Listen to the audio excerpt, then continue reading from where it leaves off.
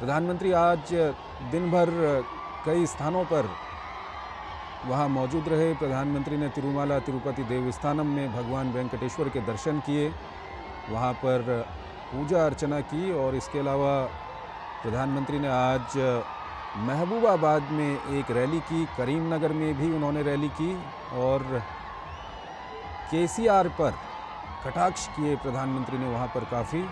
उन्हें अंधविश्वासी और farm house मुख्यमंत्री करार दिया प्रधानमंत्री ने।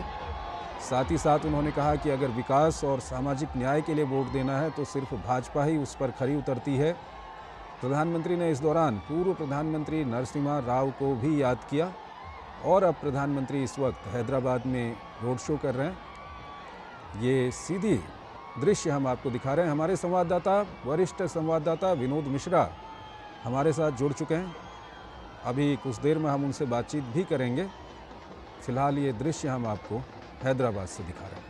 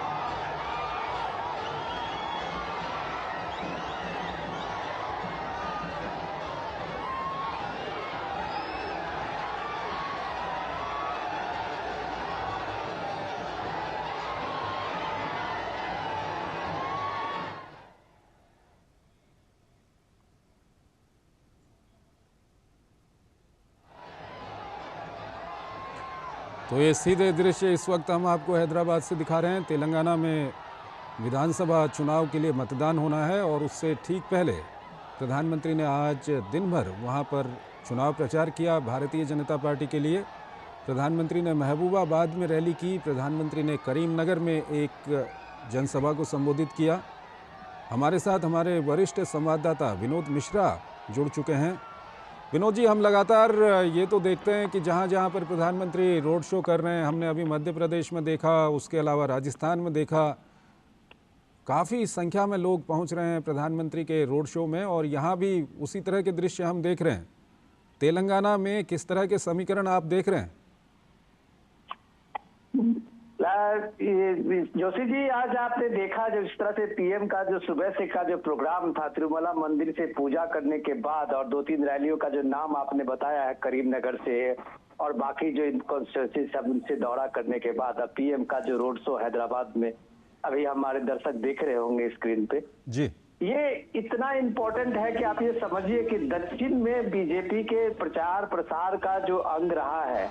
जो भी ये अभी आप देखिए पिछले 2019 के इलेक्शन में देखिए कि पीएम मोदी ने किस तरह से तेलंगाना के एक एक कॉन्स्टिट्यूंसी में जाके एक एक लोगों से उन्होंने जो संवाद बनाया था। तो बीजेपी का पहली बार तेलंगाना में आप सोच सकते हैं, ये पहली बार आप कह सकते हैं कि इतनी बड़ी कामयाबी बीजेपी को 4 लोकसभा में वहां बीजेपी के चुन के आए थे।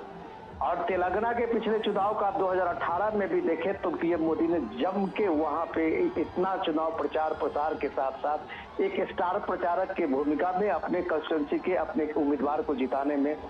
कितना कामयाब हुए ये बात तो कहना है कि 4 सीटें उनको सिर्फ मिली। लेकिन इस बार को जो चुनाव है, ये चुनाव इसलिए इम्पोर्टेंट है कि आप 2-2 बार के जो अब बीआरएस का जो आप देखिए पार्टी का तेलंगाना राष्ट्रीय समिति जो अब बीआरएस हो गया है, उसके साथ में कांग्रेस का ये त्रिकोणीय मुकाबला है। इसलिए प्रधानमंत्री कहते हैं कि इस बार बीजेपी की सरकार यहाँ बननी है। तो जाहिर सी बात है, आप प्राइम मिनिस्टर की इस रोड शो में और प्राइम मिनिस्टर के डिफरेंट मोदी के जो अभी 3 दिनों से लगातार आप रैलियों का जो आप धुआंधार देख रहे हैं, तो ये कह सकते हैं कि पीएम ने लगभग हर कंस्टिट्यूंसी को, हर इलाके को एक तरह से अपना जो उनका रोड मैप है डेवलपमेंट का, राष्ट्रीयता का, उन्होंने जो बताया कितना इंपॉर्टेंट चीज अभी एक में बता रहे थे, एक रैली में बता रहे थे कि जब पत्रकार पूछते हैं किसी को कि तुम वोट किसको दिया, अगर वो कहता है कि राष्ट्र के सवाल पे वोट दिया है तो डेफिनेटली बीजेपी को पड़ा है। तो ये कहते हैं, साथ में जो ये बताने की कोशिश करते हैं पीएम और लोगों के साथ में संबोधन में वो जोड़ते हैं कि आपके पास सामने में देश प्रथम होना चाहिए। लेकिन तेलंगाना में जो उन्होंने सीधे सीधे परिवारवाद पे हमला किया है, केसीआर के साथ में अब उनके बेटे की बात, उनकी पुश्तैनी जो एक तरह से जागीर बनती जा रही है, तो ये चीजें तो कम से कम प्राइम मिनिस्टर लोगों के साथ कम्युनिकेट कर रहे हैं। ये जो भीड़ का हुजूम आप देख रहे हैं हैदराबाद के सड़कों में, तो आप कह सकते हैं कि ये लोगों को देखने की ललक जो प्राइम मिनिस्टर का, चाहे वो राजस्थान के बीकानेर और जयपुर के रोड शो आप देखे होंगे, इससे पहले मध्य प्रदेश के रोड शो में आपने देखे होंगे, ये एक खूबी है कि प्राइम मिनिस्टर मोदी को जब कोई आप जननायक की भूमिका में देखते हैं और जननायक की तरफ उनको दिखते हैं तो जनता के साथ उनका क्या जुड़ाव है। ये आप रोड शो देखिए कितने छतों पे जहां जहां से प्राइम मिनिस्टर का ये काफिला रोड शो का गुजरता है, अगल बगल का जितने बाल बच्चे हों, चाहे बूढ़े हों, बुजुर्ग हों, सबकी एक ललक होती है कि प्राइम मिनिस्टर को देखें, अपने सामने में देखें। और इस तरह से जो देखिए आपके सामने में ये दृश्य है, ये दृश्य जो है वो आप हिंदुस्तान में एक आज की तारीख में आप कल्पना कीजिए कि राष्ट्रीय नेतृत्व में एक राष्ट्रीय नेता को के रूप में किसी के पार्टी के सामने में ऐसा कोई नेतृत्व सामने में है। इसलिए जो पीएम मोदी का रोड शो होता है वो एक रिफ्लेक्शन होता है उनकी एक लोकप्रियता का। जब बीजेपी ने दावा किया था, याद है आपने की थी गुजरात में, जो 50 किलोमीटर का वो ऐतिहासिक रोड शो था, याद होगा आपको जोशी जी, चंद्रशेखर, कि वो 50 किलोमीटर का रोड शो, 4 घंटे के रोड शो में चारों बगल आपने देखा कि लोग किस तरह से हुजूम के साथ में 50 किलोमीटर तक में लाइन लगाए हुए खड़े थे। पीएम का रोड काफिला वो जब तक चला, यही सिलसिला आप यहाँ हैदराबाद में भी देख रहे हैं। लोगों का जो ये भीड़ है, ये जो भीड़ है, ये उत्सुकता है, लोगों में जो एक ललक है प्राइम मिनिस्टर को देखने का, ये कम से कम अभी एक नेशनल